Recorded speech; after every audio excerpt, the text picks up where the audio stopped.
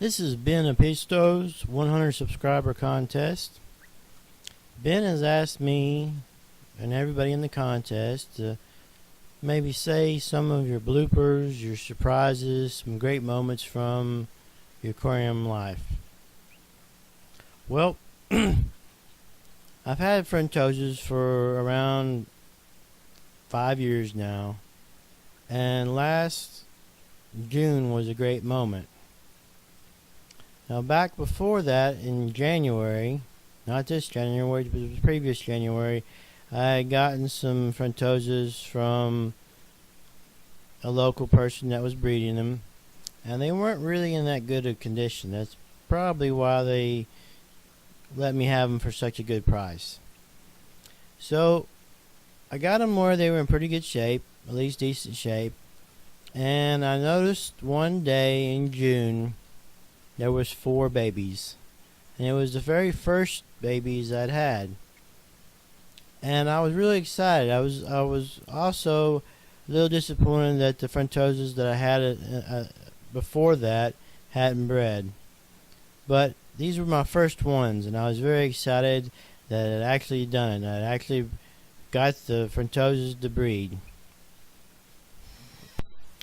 Once I knew that it was possible to actually get them to breed in my aquariums and the water conditions that I had them in, and feeding them the food that I was feeding them, it wasn't much longer, a few months later, that my other pairs started to breed, and I was really excited. It was a big moment. It was the biggest accomplishment I had with my fish and the fish hobby, was the breeding of the Frontosas, especially since I was breeding them in pairs, which I had not heard about or seen on YouTube. I had done something different, just decided to do it on my own, and it worked out. Now, the Frontosas that you see in the video here are from Wopper and Big Momma and Spyro and Toe. And I'm very happy with them. They have very good blue coloration, and I continually I'm very,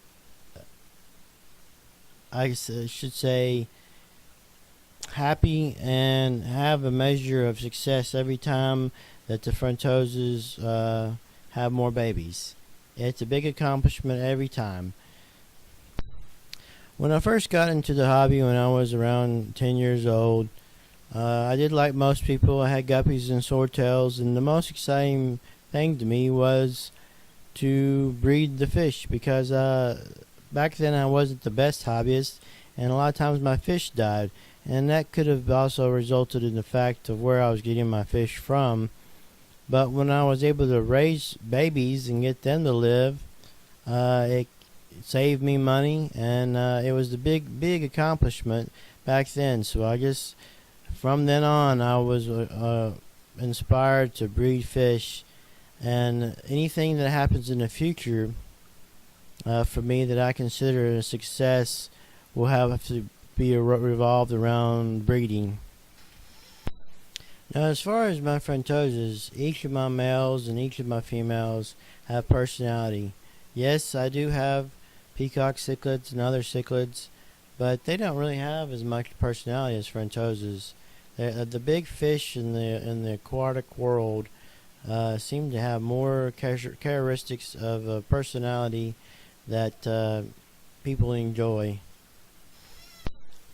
Now, Ben also mentioned about bloopers. Now, I haven't done anything real funny with fish, but as far as some of the things I've done wrong with the Frontosas, is for years I fed them just algae wafers. They wouldn't eat pellet food for me. I tried 5 or 6 varieties, and they wouldn't eat it, but they ate the algae wafers. Now, about a year ago, I changed up the diet, and I now have settled on raw shrimp, and they seem to like it pretty well. Now I'm thinking of it, there was a blooper. Someone came to my house to buy a fish. Me and the person that I was helping out, the customer, saw the fish in the net.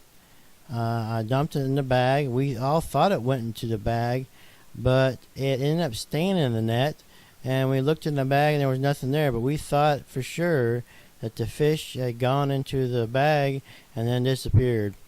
So that was kind of a blooper. It was like me trying to put a fish into the bag and then it was not there. Remember to subscribe to Ben Apisto's channel. He's got an awesome contest on, so you have time to enter it. I want to say thank you, Ben, for having this awesome contest. You got some unique prizes, and that's what I like about you, is you're different from the rest.